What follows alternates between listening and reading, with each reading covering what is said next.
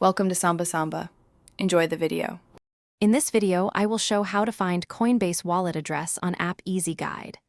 Open your Coinbase wallet app, unlock it, then tap Receive on the main wallet screen to display your address and QR code. I will guide you through copying safely, checking which account you are using, and confirming the correct network so you avoid sending tokens to the wrong chain. Let's walk through the practical steps to locate and use your address on the app in plain language. First, select the account you want to receive into, then tap Receive to show the address and optional QR code.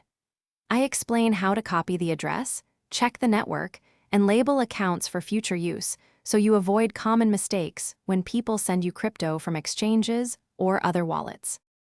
Security matters when sharing wallet addresses, so I'll cover safe habits that reduce risk.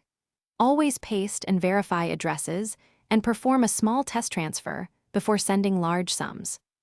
I will also explain why you should never reveal your private key or recovery phrase, how to spot cloned apps, and when to use hardware storage for larger balances to keep your crypto secure and your mind.